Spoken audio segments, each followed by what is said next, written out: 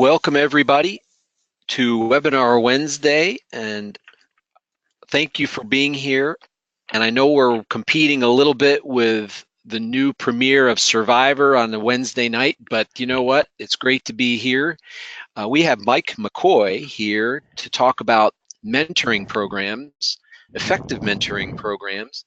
Mike is a advanced communicator silver and an advanced leader silver, and he is a member of Agoisi Toastmasters here in Columbus. He's been a past area director. He's been a past assistant area director. And he's also held positions in his club as a VPE and a VP Public Relations. He is currently the district chair for for diversity in District 40, and that's he's promoting how diversity can be beneficial to culture, not only in the district, but in each of our clubs. So, and we'll get started. Thank you again for joining. Thanks, Michael. All right, good evening. Thank you. Thank you so much, Scott. I really appreciate that kind introduction. Good evening, fellow Toastmasters. Michael McCoy, Mike, as I like to be called. This is such an honor to talk to you this evening about the subject of mentoring. Before I begin, I'd like to share with you a quote that has just really gained a lot of positive feedback. And it basically came about from learning about Mike Tyson's mentor, Cus D'Amato. And this particular quote basically says that a boy comes to me with a spark of interest. I feed the spark and it becomes a flame. I feed the flame and it becomes a fire. I feed the fire and it becomes a roaring blaze. That was by Cus D'Amato. Now, when we speak in terms of Toastmasters mentoring, of course, we would say a boy, a girl, a man, a woman comes to us with a spark of interest in that they want to learn more about the power of public speaking and communication. And as a mentor, we consistently feed that flame and we provide that spark to the fire until it becomes a roaring blaze of greatness. Our next slide shall talk about what is a mentor. Ladies and gentlemen, a mentor is basically that person who can tell a person the easier way to achieve success in any organization. Many of you might have seen perhaps the Star Wars films. Some of you might have watched Star Wars, and you may have seen Luke Skywalker, and I'm talking about the original trilogy, okay? And he had Yoda, and he had Obi-Wan Kenobi. Some of you might say, well, I'm not a Star Wars fan. Okay, maybe you think back to when you were going to school, and in elementary school, maybe there was a particular teacher who was someone who could give you guidance, instruction, and counsel and teachings which helped you understand a given concept. Doesn't that sound pretty much like a Toastmasters mentor? A wise and loyal advisor? In the next slide, we take a look at the mentor and mentee relationship. And essentially, ladies and gentlemen, it's an interactive process in that the mentor in Toastmasters is a guiding hand for the mentee. Think about it in your club right now. You have new members who come to the club filled with excitement and just complete energy. And isn't it perhaps our responsibility to quickly, within 30 days or less, assign them a mentor who can teach them the ways, so to speak, about the culture of Toastmasters? Because as we've already learned, Toastmasters is where leaders are made. And that depends heavily upon the mentor and mentee interaction as far as retainment of our members and also success for the mentors. As we transition to our next slide, ladies and gentlemen, You might be wondering, well, what the heck is a mentoring program? A mentoring program helps to provide structure and a actual program so that the mentee and mentor can have positive interaction to help develop that new members, that mid-tier members, or perhaps that advanced members development with regard to speaking and leadership skills. That mentor can be the difference because they're going to be that person who says, hey, I've been there, I've done that, I can show you an easier route. Or that mentor can give that person who is going through their competent communicator manual or competent leadership manual or their advanced series manuals or anything within the new pathways program a key nugget. And that nugget is the F word, feedback. Mentors are very, very important in the Toastmasters program because mentors help to take the fear out of all of the possibilities, out of all of the different programs that might be a bit overwhelming to a new member. So when we speak in terms of what is a mentoring program, that mentoring program is a structured learning environment with different levels of understanding and guidance and counsel and direction for that mentor and the mentee. That's what a mentoring program is. Whether you have one like Agoisi's program where we have levels 1, 2, and 3, in our mentoring program at my particular club, level 1 involves helping a person through their first 3 speeches, and they're assigned within 30 days. When that new member comes to the club, they get assigned a mentor. And we're actually revamping our mentoring program, but we'll talk about that later as we go. Then, ladies and gentlemen, when we start to go with the member from speeches 4 to 6, they're assigned a new mentor, someone who can guide them along the way of those different speech projects and still provide that feedback all the way to the next level, speeches 7 through 10, where they would have yet another mentor. And this has proven to be quite a successful program for our club because it teaches the mentor to learn about themselves and their leadership methods, as well as strengthening our mentoring program by showing the mentees that we are caring and concerned about their welfare. And that's what a mentoring program is.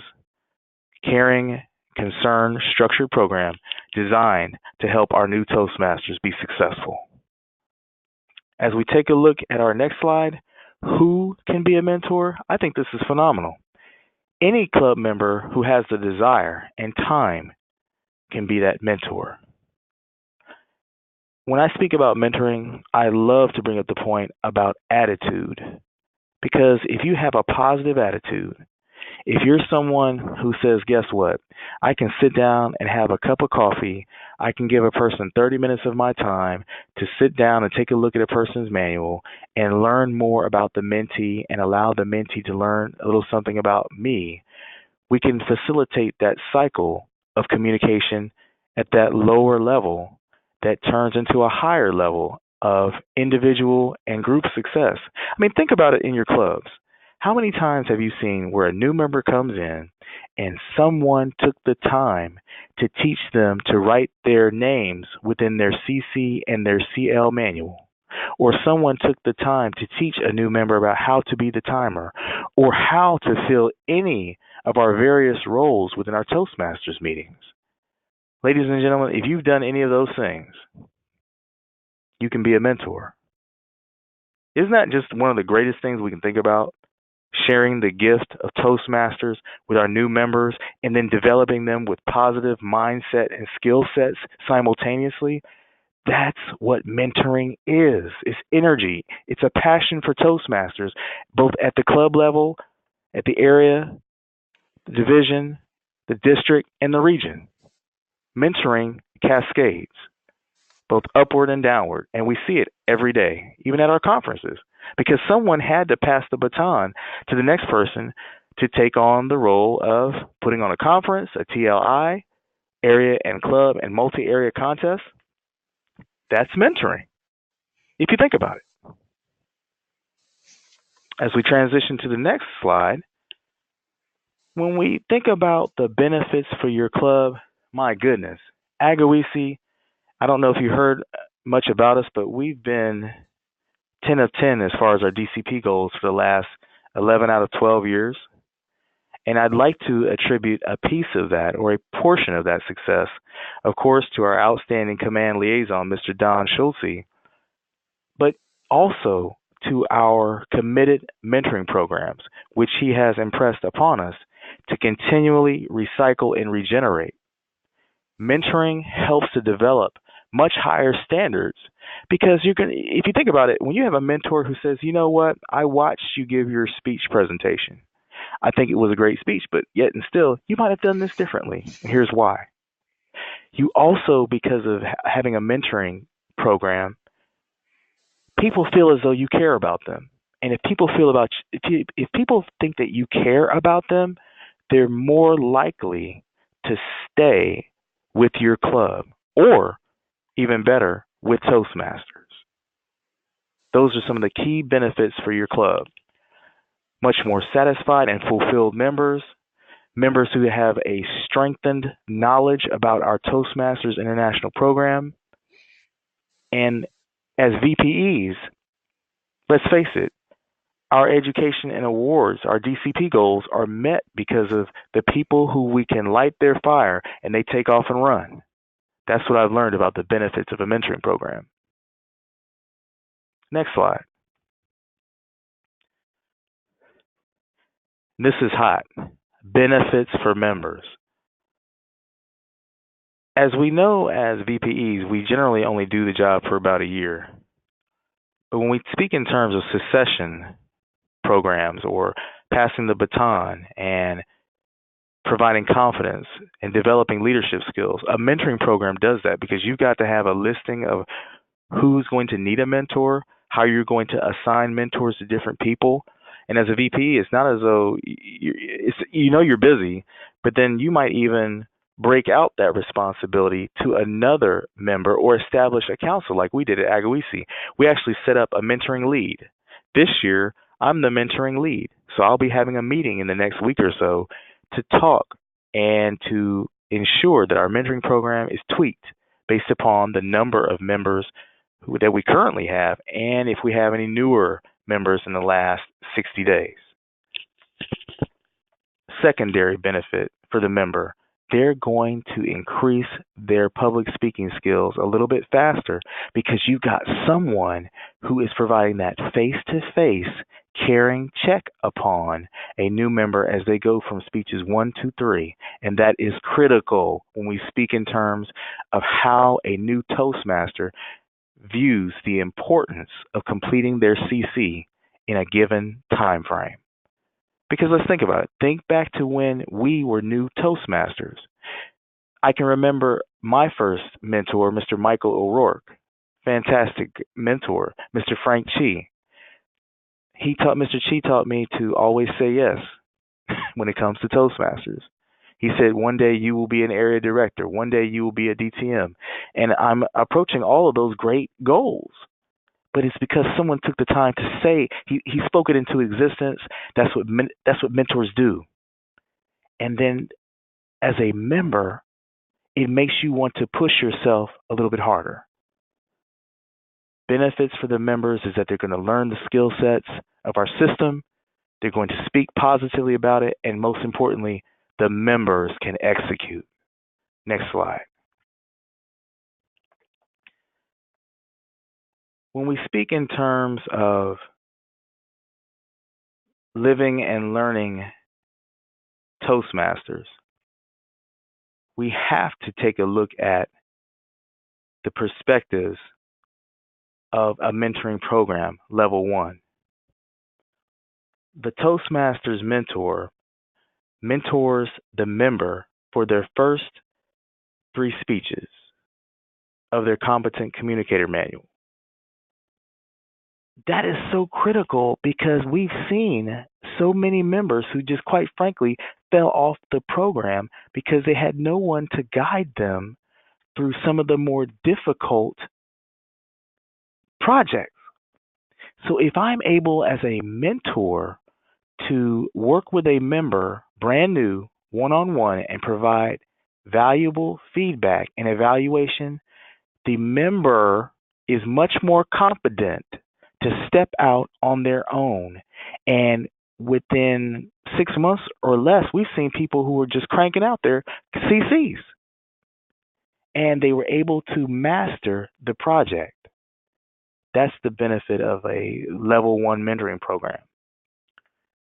As we move forward to mentoring level 2, level 2 within our club and in any other club provides the guidance for speech projects, CC projects 4 through 6. And it allows you to grow as the member grows with their speaking abilities and their confidence. You as that mentor, you will grow because you're having to read their project, you're having to be objective, and you're having to strengthen your evaluation skills so that you're positive, so that you're flexible, and that you're also taking very concise notes to guide the person to reach their highest level of speaking abilities and not make a mini-me out of the mentee. So in that Toastmasters Level 2 mentoring program, we want to make sure that speech projects 4 through 6 are completed and that they have learned the benefit of those projects. When we take a look at the next slide, mentoring level 3, this is critical, ladies and gentlemen, because the mentor and the mentee are in that last stretch to complete speeches 7 through 10. And this is where you are now saying, guess what?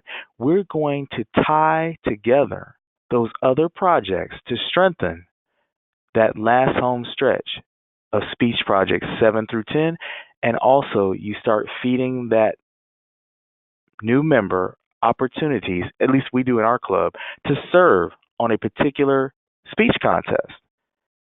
So you're about to complete your CC, but you're also getting introduced to various projects for your CL completion.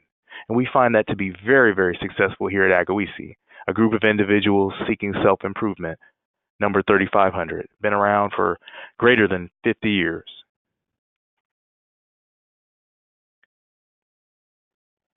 With the next slide, we don't want to just focus on the new members and the mid-tiers without providing adequate focus on our advanced level speakers. Although you might say, well, goodness, we just want to focus on the new people and ensure they stay. What about those people who still have exceptional value as well, who have been with your club for a while? Don't you want to consistently bring about their new skill sets and continually challenge them? That's the benefit of an advanced mentoring program, and each club will set it up according to their own needs in their particular club. Culture is important here. As we take a look at critical mentor skills, I think this is fundamental. Ask yourself, ladies and gentlemen, am I a good listener? Am I patient? Am I the type of person who can give constructive feedback without tearing a person down? Am I respectful of different cultures? Because when you're able to tie these different skill sets together, we're focused with beginning with the end in mind. I think Mr. Stephen Covey had said that perhaps in his book, The 7 Habits of Highly Effective People. With Toastmasters mentoring, we're consistently trying to develop strong communicators and strong leaders. So it's very important to give that feedback that is focused on those objectives.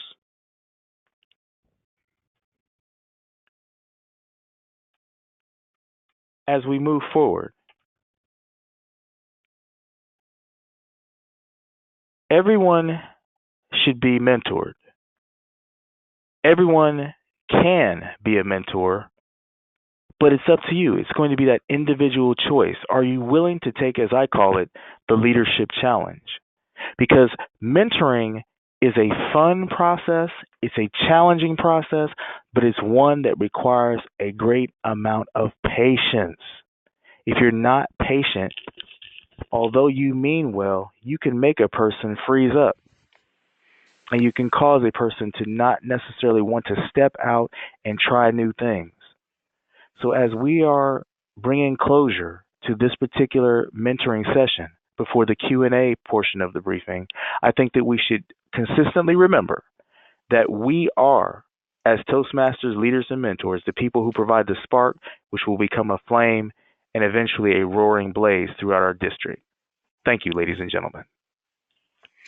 Michael, thank you so much. That was great, awesome, really inspiring, and how we can become mentors. One of the things I took away right at the beginning, you mentioned anyone could be a mentor, and that was great. That you said that anybody basically with even a little bit of experience can be a mentor for a brand new member. Yes. And because it is so critical to make sure that everybody is engaged in this process. And one of the things I also took away in your previous slide on the skills part, the skills for mentoring, being supportive. You know, if I were to break that down a little bit more, being supportive means that they make time for the mentor, and they set time aside, they budget time. And so I was really happy to see both of those, where anybody can be a mentor. Don't just shortchange yourself, if you will. Exactly. Anybody can be a mentor. Don't think like you don't have enough skills to mentor somebody. I think that you were just challenging other people to do so. Take that step. Scott, yes, and I thank you for acknowledging that. Some people, and I don't want to share this with the audience, if I may, Scott. Some people will say, well, some people might say, well, I think, and again, there may be differing perspectives. To some people might say, well, I think that a person has to have 3 speeches done. But then I say, as a Toastmaster, we've had people who have had less than a year of Toastmasters experience who've become club presidents. Yeah, like me. So, oh, okay. I was too at one point. Okay, I didn't know what I was doing. I felt like I was like you said, in a roaring blaze, and I was getting burned all the time. But you know what? I took it by the horns, and that's right. I got myself out of it. That's right. I applaud you, and that's why I'm saying nearly anyone can be a mentor. Because let's say you had public speaking experience in another format. Yeah. Who's to say that you can't offer some nugget to a person and provide that 30 minutes every now and then based upon your program structure within your individual club to help someone through their CC process? Who says you can't? Yep. Thank you. Well, I wanted to offer the attendees an opportunity to ask your questions. You may unmute your line if you want to ask a question, or if you want to ask your question in the chat window, I'd be happy to repeat it and give it to Michael. Michael's not on our line here, but Tracy, did you have a question? Well, yes, I wanted to understand how the Pathways program changes how we go about signing mentors. In that sense, you have a pathway that involves mentoring. Is that different than the mentors that we assign through the club? This is an excellent question. And the first thing I'm going to say is you speak to your division or area director to help you bifurcate the processes.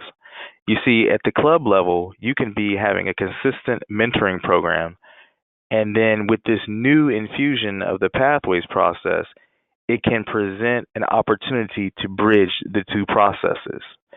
But first, speak to your division and area director to see if your current mentoring program can remain in process, or how do we need to adjust it with the infusion of Pathways. That's how I would answer that question. Because again, the fluid relationship between anyone who has experience in Toastmasters and someone going through that Pathways program does not change. People need help. You've got an answer. They reach a sticking point, and you might have a way to get them not stuck. That never changes, no matter what we call Toastmasters, Pathways, or the old system. You know Thank what, you. Tracy, that's a great You're welcome. question. I don't think the district really has a process yet for mentoring in the Pathways environment. So what I wanted to do tonight is I wanted to anticipate that question and then see what your thoughts were. What I'm going to do is I'm just going to show Michael's club here, Agoisi, as you mentioned. These guys are rocking. They got 9 of the 10 goals already met here. They're blowing away the membership. You guys are rocking here. But what I wanted to do is at least give you a visual of what the Pathways means. If you take a look at the P1 through P6, and you're looking at comparing that to maybe a CC or a CL type of an award, I would say that, you know, you got to have a mentor that is at least getting them through level 1.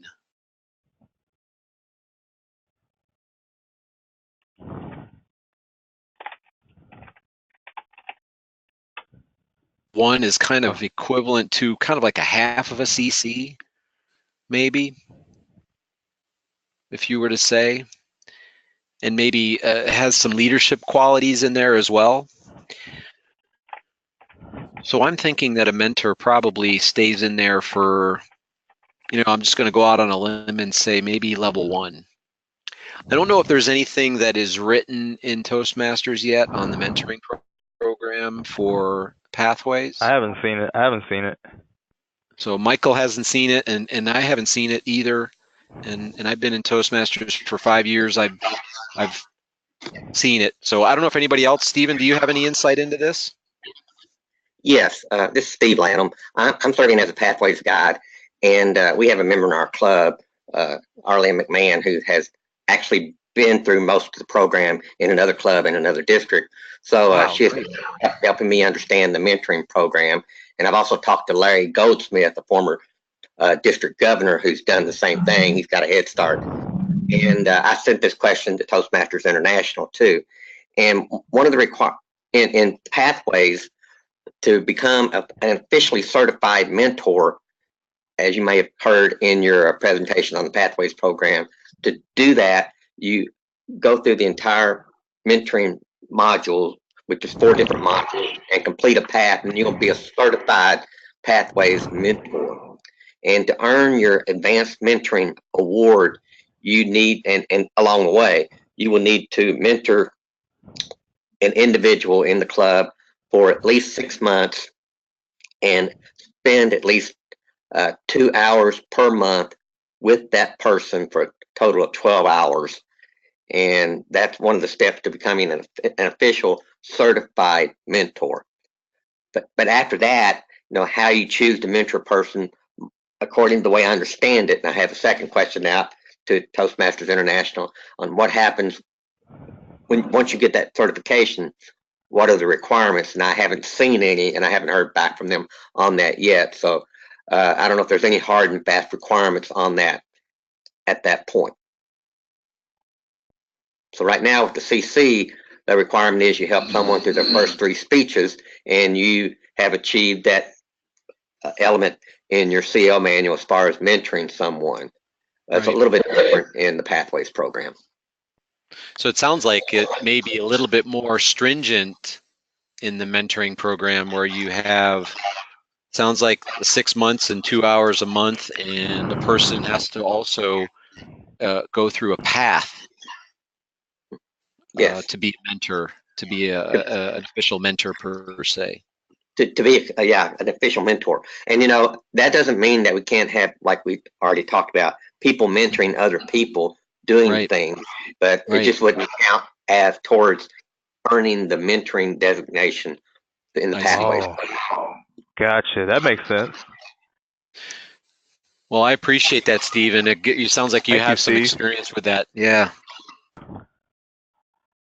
Tracy, did that answer your question right now? I think it's going to evolve over time, but I think that Steve gave some really good guidance there. Yeah, it did. I'll be reaching out to my district and asking them to give me a little more details around that. I also had a question about how things translate on the DCP, because right now we still have the CCs and that. So at some point, it's going to be a mixture of CCCLs and then the P1s, P2s. Correct. And how are they balancing them back out for obtaining the DCP and distinguished? That's a good point. Yeah. You want me to speak to that? Yeah, go ahead, Stephen. Okay. Don't want to monopolize the conversation. No, this is great because I'm not versed in pathways yet. And thank you, Steve. Okay. Yeah. So basically, you have those first 12 elements that you can see on the screen right now. And you got 1 through 6 and P1 through 6. So the way it's going to work out now through the end of the year and for the next 2 Toastmasters years is that if you earn any 6 of these 12, you will get 6 DCP points on the club success plan. Now, if you earn 7 or 8 of these, you still only get 6 points on the Distinguished Club program. I see. So it could be a combination. It could be number 1, 2, and 3, and it could be P1, P1, P2, P3, and then you'll have your 6 elements there. Gotcha. Then you also have the other 4 elements down at the bottom that will still be there that you can also do. 7, 8, 9. Those are probably going to be common no matter what, right? Yeah, exactly. Yep. Yeah. Perfect. Thank you. Great questions. Absolutely, because I'm going to have to become more versed on pathways very quickly. Yeah, we're in transition. It just doesn't. You can't just flip a switch, right? And all of a sudden you're learning, or you've already become an expert on the new program. So I think these are good questions and good guidance to get into our new system here. Thank you, Stephen. Thank you, Scott. Yeah, there's definitely a learning curve with pathways. So. Yep. Sigh. All right. I also liked Michael. This is Scott. I also liked how you said if you care about them, they will likely stay in Toastmasters, and I think I've seen that firsthand. When I was first a club member, we used to get new members in.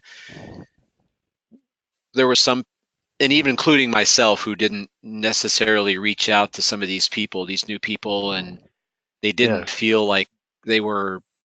I got the feeling like we just didn't do a good job of mentoring these people, bringing them in, putting them under our wings, and now I see in our club today, we've got a lot of proactivity, meaning that we've got some a little bit more experienced members, maybe members that have been there for 1 or 2 years, and they are reaching out to these brand new members, and they're kind of asking them questions and then putting them under their wing. And it's like almost like an automatic. Okay, MJ, why don't you take Hannah and help her through her first 3 speeches? And Scott, why don't you help this guy over here? I said, okay, yeah, sure, I got him. No problem. Exactly. I totally agree. How do you document? So as the mentor lead in your club, it's almost like the and I think that's a great idea to have kind of a mentoring lead to take a little bit of the load off the VPE. Do you have to communicate to the VPE periodically and say, hey, I've got the, I've seen whatever, like Sally has been mentoring Paula and Sally has made it through level 1. So do you have to communicate with the VPE to let them know? Yes, you do. And how we do that in Agawisi, and it's interesting you say that because we're revamping our mentoring program because we've had an influx of new members. And what we're doing is we'll send the VPE a spreadsheet of the new members broken out by tier levels. Level 1, how many new members. Level 2, how many current members that are going through that process. Level 3, and even the advanced mentoring program for those who would like that. We can send that information out to you. But definitely, we have to communicate with the VPE because the VPE needs to know what's happening as far as scheduling these speakers. Yep. So it's an interactive process. Well, I think that's great to have kind of the mentoring lead as being an assistant in this, because the VP's got enough to do to begin with. But does anybody have any other comments around that? I have a question. Yeah, go ahead, Stephen. About the program that was just presented here. When you talk about level 1, level 2, and level 3 mentoring. Yes. Do you have, so say I'm a new member, would this mean I would get possibly a different person to mentor me at all 3 different levels? Yes, in our club we do that. Okay. Yeah, so we do definitely. I guess it prevents burnout in a sense, or gives you a different perspective. That's why we do that. That's intentional. I'm glad you brought that up, Steve. Yes, that's intentional in the program, to get different perspectives to help you grow. Okay. The point I'd like to make here, and I think that's fine. I think you have, 43 members in your club from what I saw. So in a club that has a lot fewer members, we have 17 members in our club right now. And I'm not sure we would have that luxury to do that for all 3 different levels. But let me ask you this question. So are there different skill sets? Or is it different sets of experience, or does it matter at the different level, mentor level 1, 2, or 3, what the individual has been? That is a great question. And generally what happens is in level 1, it's important, the skill sets, but as you progress, that's where we start having, if you will, a little bit more senior Toastmasters to focus in on what they're observing with that mentoring program, because it's critical at all levels, but generally between speech levels 4 and 6 and 7 through 10 and the advanced mentoring, that's where the feedback gets a little bit more extensive.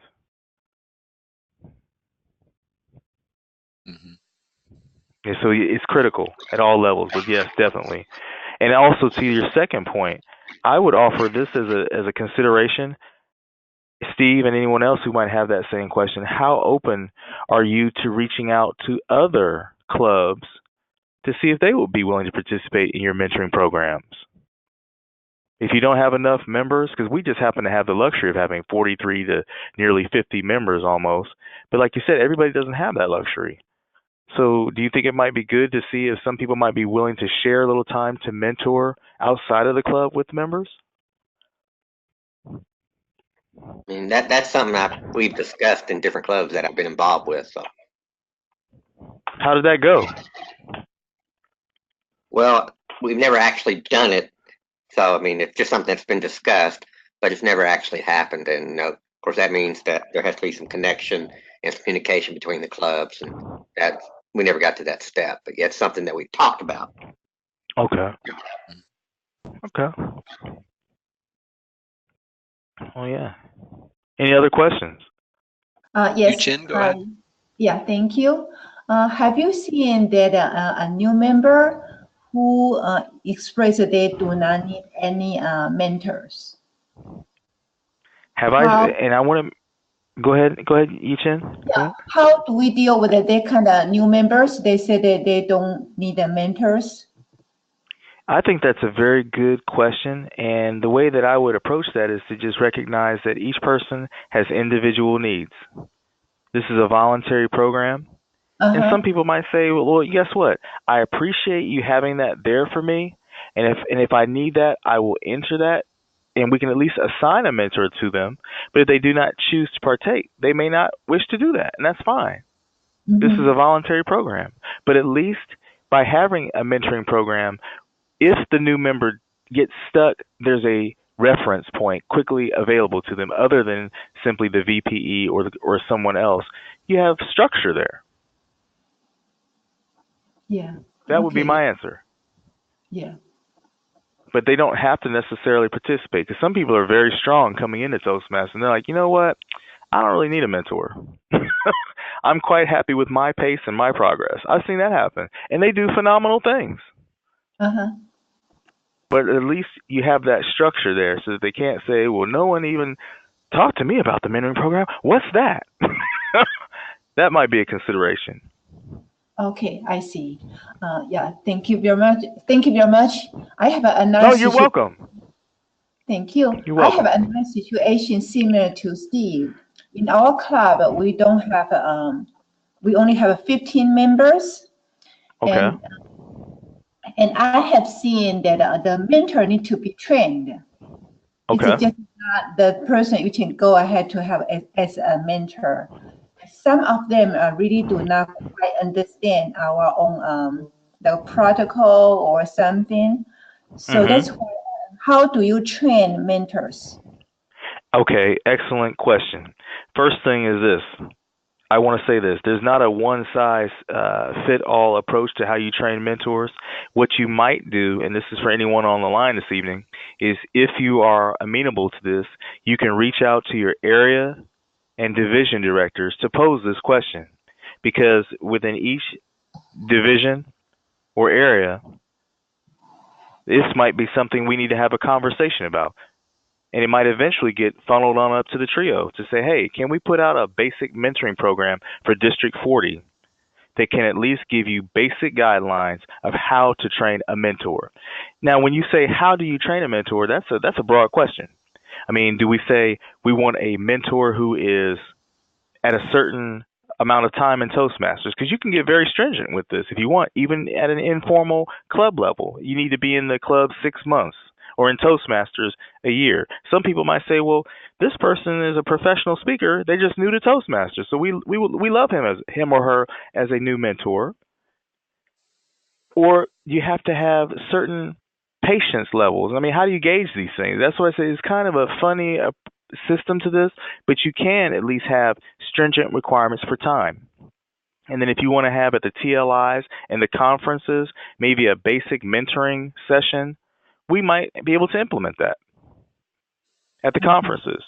How to be a mentor. Basics, 3 things. You have to be able to speak to the guidelines of the Toastmasters CC manual and the CL manual, or the new requirements under Pathways. You have to be able to have a willingness to, one, be a mentor, because everybody doesn't want to be a mentor. Let's be honest. So it would be great if we have volunteers. Then the third thing is, I think, having club president and VPE involvement in screening who is going to be mentoring our new members, because that can have an impact on eventual retention and moving forward how the word of Toastmasters goes out to folks. What do you all think? I think that's a really good point, but I also think they should understand the different components of it, because I recently have a VP of membership who didn't realize that when they fill out the book, they need to, when they complete it, to give it to the VP of education to log in for that credit, and they didn't realize they had to do that part. So I think it's really important that we have some kind of standards that people understand what not only their role is, but what other people's roles are also. Okay. And I think maybe our training at TILs maybe not covering that as well as it should. I know we have the individual part where people are going in for their whatever officer they are, but they really need to know what those other officers are doing also. Some people, and thank you for that point, some people may disagree with what I'm going to say tonight, but I'm going to say it. I think that what you present might need to be up-channeled. And my first crack at this is that VPEs are the central point for education for a club's membership. What do you all think? VPEs.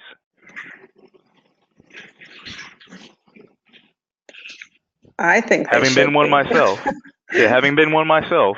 Well, I'm currently one right now, but I'm running into that problem where other members or officers don't understand basic principles of their role as an officer.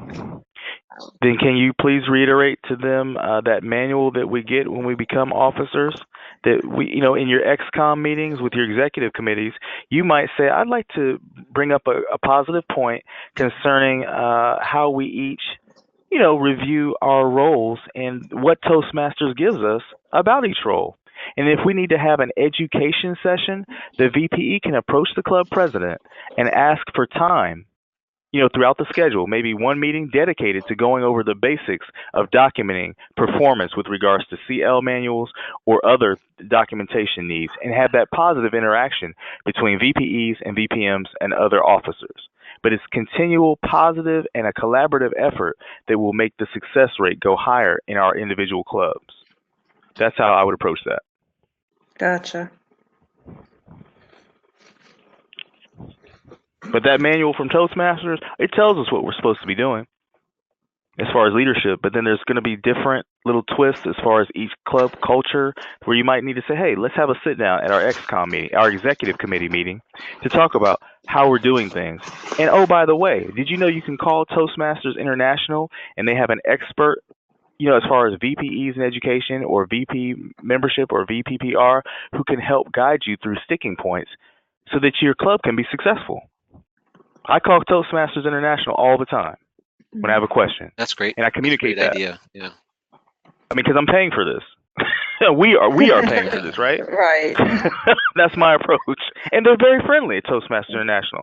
I'll come to them and I say, I have a question about how do we do this with a speech contest?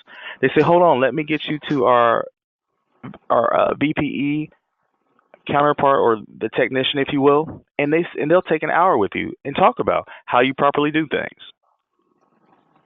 That's been my experience. Okay. I'll try that. I have never called in to get guidance, so I'll have to try that. I do that. Please do. And if you would you please let me know how that works? Because I don't want you to think I'm just selling some hockey pucks at you. And you call out there and nobody answers. Because it sounds good. No, I've done it before. So I want to, please, if you have a problem, let me know. I sure will. Thank you. Thank you. Yeah, Great question. Steve, I agree with that. I mean, anytime I call Toastmasters International or send them an email, they're very responsive on getting an answer back to me. I'd like to say something you mentioned earlier about as far as the district providing training or information about mentoring and mentoring programs in general. It's been my experience that we don't get that information. And so I think it feels like to me that these things are left up to the club. So it would be nice. It seems like, I don't know, 5 or 6 years ago, there was something on mentoring that's half of a TLI sessions for about 20 minutes on mentoring that I actually led.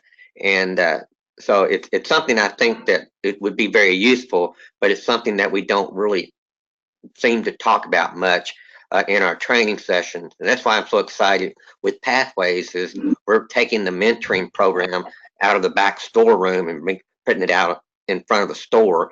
And we're saying, here's what it's all about. And then we have 4 modules over and above the basic module about mentoring so people can learn more and become more proficient at it. Wow. Well, you know what, Steve? Yeah. If it's as good as what you say it is, and I'm sure it is, man, I'm going to be excited, Steve. Yeah, I'm not there yet, but I'm looking forward to it, I'm telling you. Heck yeah, I am too, man, because it sounds great. Because we do need to talk more about mentoring. We do. Scott? Thank you for bringing that up, Steve. I think that's a good. Yeah, you Chen. Yes, thank you, Steve. Thank you. Scott, can you go to the Pathways and go to login and go to the resources to see where you can find a mentoring program? Let me see if I can. I don't know if I have to log in into or not, but let me see if we can learn more here. Sorry for my connection, maybe a little bit too slow tonight. Oh no, but no, it's fine. I wanted to get to question 2 before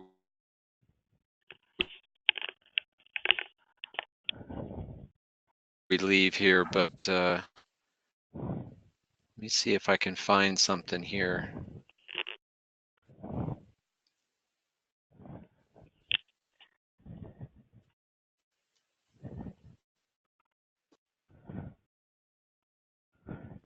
FAQ and more. Let's see, pathways FAQ.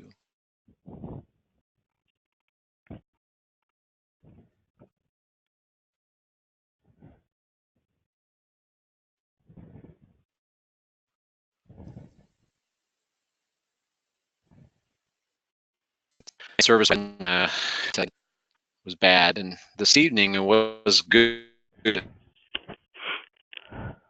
but now it's bad. All right, let's see if we can find anything about mentoring in here.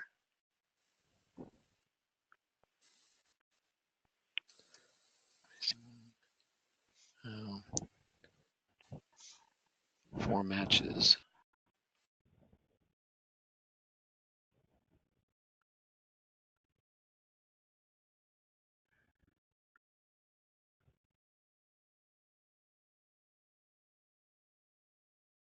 I think we lost him. I'm still here. I think we lost our organizer. Oh, Scott? I hope not. For those who are still online, did this mentoring session provide you any guidance or value to help you? Yeah, I thought this was great because in my club, we only focused on the speeches 1 through 3 and really didn't go beyond that. So it's a very interesting perspective that we go further and recalibrate them at different levels. Excellent. Excellent, because that's the whole purpose of this. And if you all have any questions, of course, you can see my Toastmasters email out there, and please shoot me an email, and we'll get you an answer quickly. Could you type your email in the text box? We can't see Scott's back. Yeah, let's see if we can. Michael, sorry, yeah, I think my for some reason it said my voice was lost too, so my apologies for that. So it's Michael.McCoy, is that right? Yes, absolutely. At DLA DLA.mil, right? Yes, sir. Absolutely, Scott. Michael.McCoy at DLA.mil. Yes, MICHAEL. Yes, sir. AEL. Okay, excellent. Well, before we leave, I don't know if my internet connection will be any better, but what's your website address for AgoEC? Do you have one? Is it public? You know what? Because we're under the server of our organization, right? I think it would be better to email me versus our website because it might be a little bit difficult for security reasons.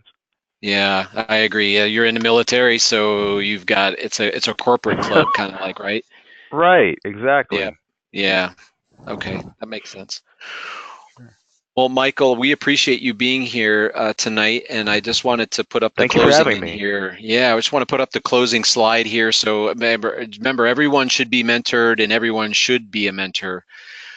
So make sure that you have some type of a mentoring program. Really instill it in your club and your club culture to be that mentor and help the new members be integrated into your club and give them just some great opportunities for thriving and just like Michael said, a roaring blaze.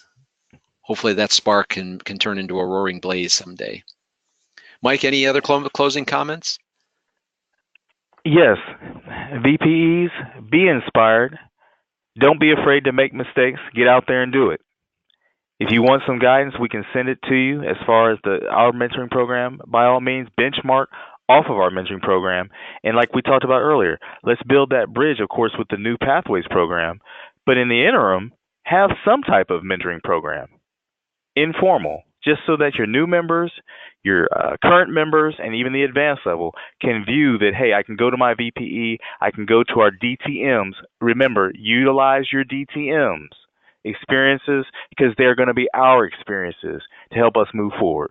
That's all I would offer, Scott. Thank you for your motivating words, and thank you everybody for joining tonight. You're welcome. And we appreciate the opportunity to go through this tonight. Have a great evening, and we'll talk to you later. Thank you again, everyone. Thank you very much, Scott. Take care. Michael, yeah, thank you very much. Yeah. You are all welcome. And thank you again, Scott, for being an outstanding facilitator. You're welcome. Take care, everybody. Good night, everyone. Good night. Bye. Thank you. Bye-bye.